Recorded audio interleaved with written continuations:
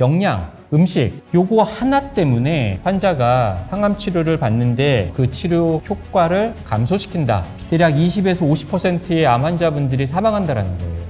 음식 섭취가 중요한지를 단적으로 보여주는 데이터이고요. 수술하고 나서 항암하면서도 체중이 빠졌지만 그 이후에 계속 빠지고 근육이 하나도 없어요. 거의 90% 이상 경험하실 거예요. 다 필요 없고요. 아주 단순해요. 요거 하나만 기억하시면 됩니다.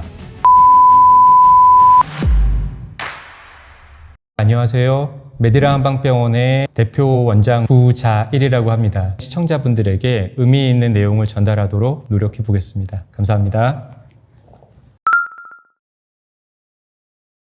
암 환자분들 음식 섭취를 어떻게 해야 될까에 대한 논의를 해보려고 하는데요. 영양실조는 암 환자 사망 원인 중 약 20에서 50%를 차지한다. 독립적인 변수 하나, 영양, 음식 요거 하나 때문에 암 환자분들이 사망한다는 거예요. 음식 섭취가 중요한지를 단적으로 보여주는 데이터이고요. 암 진단받으면 어떻습니까? 일단 입맛이 뚝 떨어져요. 아무 생각도 안 납니다. 정말 맛있게 먹었던 음식도요, 맛을 못 느껴요. 먹고 싶지도 않고요. 배도 안 고파요. 그 사이에 또 체중이 쭉쭉 빠집니다. 수술하면 또 체중이 또 빠져요. 못 먹으니까. 또 항암하면서 또 빠지는 거예요. 그러니 그 사람의 영양 상태는 굉장히 저조할 수밖에 없고, 영양실조는 환자가 항암 치료를 받는데 그 치료 효과를 감소시킨다. 즉, 이 사람의 예후와 굉장히 밀접한, 즉 그 예후를 안 좋게 만드는 주요 원인이다라고 써놓으셨어요. 이러한 주장은 전 세계에 있는 모든 학자들이 공통적으로 주장하는 바입니다.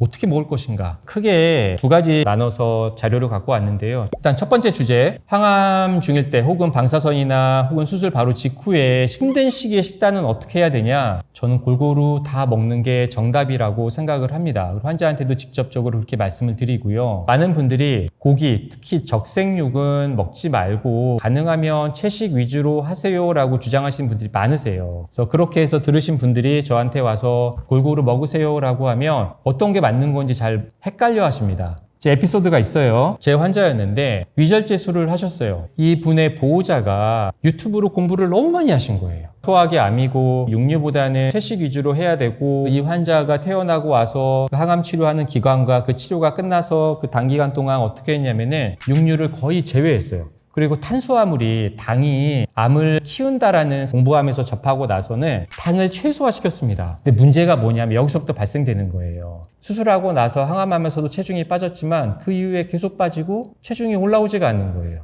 근육이 하나도 없어요. 환자는 돌아버리겠는 거예요. 내가 정상도 아니고 위도 없는데 먹고 싶은 것도 못 먹고 맨날 풀떼기만 먹고 하는데 어떻게 내가 살이 찌느냐, 이걸 갖다가 보호자하고 막 싸우는 거예요. 그래서 나중에 갔더니 BMI가 어마어마하게 떨어지고 근육은 소실되고, 이런 환자는 어떻게 해야 될까요? 양질의 영양소를 골고루 드려야 됩니다. 육류도 드셔야 되고요. 밥도 드셔야 돼요. 물론 채소도 많이 드셔야 되고요. 열량을 가지고 있는 영양소는 탄수화물, 지방, 단백질 뿐입니다. 얘네들을 안 먹으면 체중을 늘릴 수가 없고 근육을 늘릴 수가 없어요. 체중도 어느 정도 나가고 근육도 있고 하면은 채식 위주로 하셔도 큰 문제가 없지만, 아까처럼 항암을 해서 혹은 특정 소화기 장기를 절제를 해서 체중이 많이 감소되고 근육이 소실될 분들은 아까 얘기했던 열량을 가지고 있는 3대 영양소를 우선적으로 골고루 섭취를 하시고, 그게 어느 정도 회복된 다음에 채식 위주로 하시든 식단 변화를 하셔야 된다. 이 말씀을 제가 꼭 드리고 싶습니다. 두 번째, 항암 끝났고 어느 정도 컨디션도 올라왔습니다. 재발이 되지 않기 위해서 어떤 식단을 해야 되느냐? 크게 카테고리를 세 가지로 가져왔는데요. 탄수화물이고 하나는 지방이고 하나는 단백질입니다. 탄수화물 섭취 기준은 아주 단순해요. 이거 하나만 기억하시면 됩니다. 우리 몸은 어떠한 탄수화물을 먹던지 간에 혈당이 범위 내에 항상 유지되도록만 습관을 들이시면 돼요.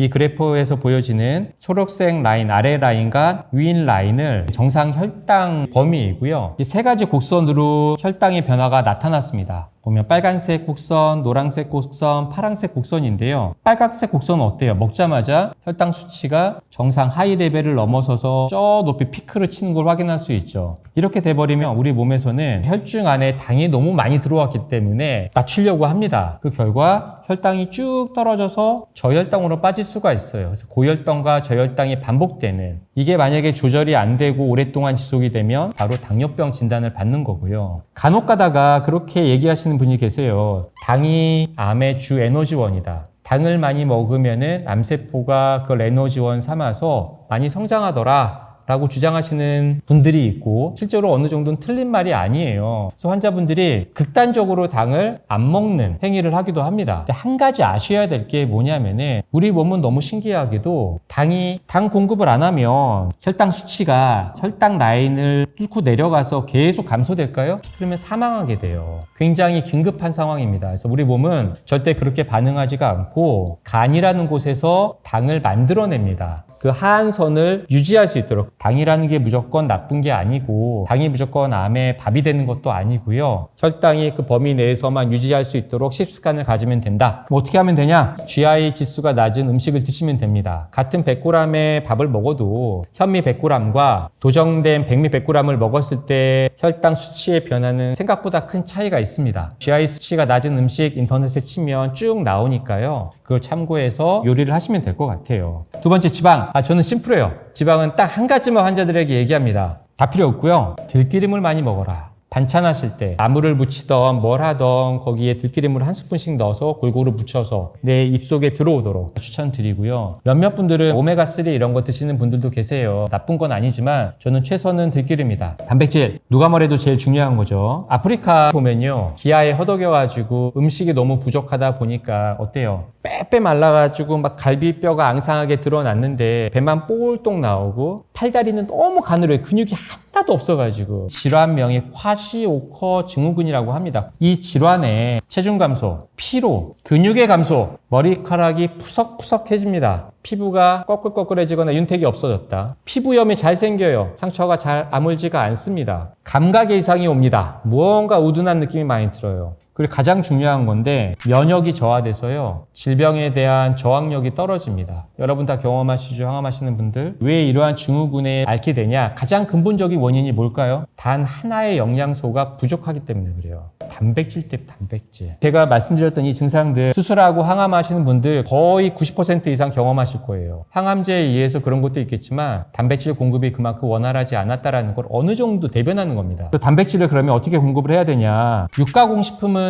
절대 금지입니다. 햄이라든지 소세지 같은 거예요. 육류를 먹을 때 검증된 육류를 드시라는 거예요. GMO 사료를 먹이지 않고 항생제 투여가 최소한 되어 있으면서 성장 촉진제가 투여되지 않은 육류를 드시면 됩니다. 그리고 어떻게 드셔야 돼요? 숯불에 구워서 드시는 게 아니라 가능하면 삶아서, 그게 안 되면 최소한 후라이팬으로 구워서 직접 불이 닿지 않도록 드시기를 제가 권해드릴게요. 세 번째, 육류 섭취가 그럼에도 불구하고 많이 걱정되시는 분들 계시잖아요. 대용으로 드시는 게 계란이잖아요. 어떤 분들은 하루에 계란을 3개씩 막 드시는데 그렇게라도 드셔야 되고요. 그뿐만 아니라 계란만으로는 필요한 단백질을 공급할 수가 없습니다. 특히 항암할 때는 말도 안 되는 얘기고요. 그래서 이런 분들은 계란뿐만 아니라 가장 추천하는 거는 콩이에요. 콩. 생각보다 단백질이 많이 들어있기 때문에 콩을 통해서 필요한 단백질을 좀 공급해 주기를 제가 권해드리고요. 콩 얘기했는데요. 어떤 분들은 이제 낫또로 먹기도 하고 청국장 형태로 드시기도 하고 된장찌개 먹기도 하는데 그 정도 양으로 필요한 만큼의 단백질 섭취를 할 수는 없거든요. 그래서 제가 고민을 하다가 두유제족이라는 거를 발견하게 돼서 제가 실제로 정말 유레카를 외쳤고요. 저도 많이 먹지만 제 환자들에게는 제가 적극 추천하고 있습니다. 저희 환자분들도 만족도가 되게 좋으세요. 뚜껑을 열고요. 제 서리태하고 검정 깨를 갖고 왔어요. 저는 먹을 때 딱 이 2개만 넣거든요. 생각보다 되게 고소하고요. 비리지도 않고 맛있습니다. 다른 조합도 한번 해보시길 제가 권해드릴게요. 한 번 할 때 대략 한 100g 정도 넣으면 딱 알맞고요. 검정깨 같은 경우는 한 20g 정도 이렇게 넣고, 다 유기농입니다. 물은 대략 한 900ml 정도 넣으면 되고요. 좀 진하게 드시고 싶으시면 조금 덜 넣고, 좀 옅게 드시고 싶으시면 좀 많이 넣으셔도 돼요. 900ml 조금 안 되게 한번 넣어볼게요. 뚜껑을 닫고 선택으로 두유 시작하면은 대략 한 30분 정도 되는 시간 안에 정말 맛있고 고소하고 절대 비리지 않은 따뜻한 두유가 완성됩니다. 콩을 불릴 필요도 없어요. 댁에서 유기농 콩 사셔가지고 한번 해서 드시기를 제가 적극 권장해 드리겠습니다. 다 되면은 한번 시음 한번 해보도록 할게요. 두유 제조 완료돼가지고 갖다 주셨어요. 제가 한번 열어볼게요.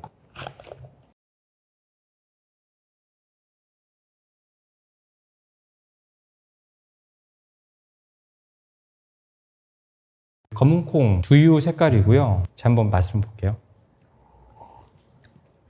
매우 고소하고 비린맛 정말 1도 없습니다.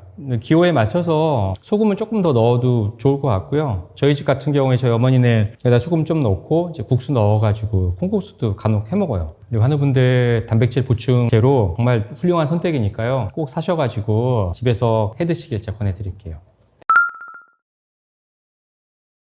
우리 환우분들 관심이 많고 걱정하시는 게 어떻게 먹을까 있잖아요. 우리 몸에 무조건 좋고 무조건 나쁜 거는 없다라고 생각합니다. 다 존재의 이유가 있는 거고요. 음식은 가능하면 골고루 여러 가지 영양소가 내 몸에 들어올 수 있도록 그런 식습관을 꼭 가졌으면 좋겠고요. 두유 제조기 시연 드렸잖아요. 단백질 공급원으로 저는 매우 많이 추천하니까요. 본인도 건강해지시고 가족도 건강해지는 계기가 됐으면 좋겠습니다. 감사합니다.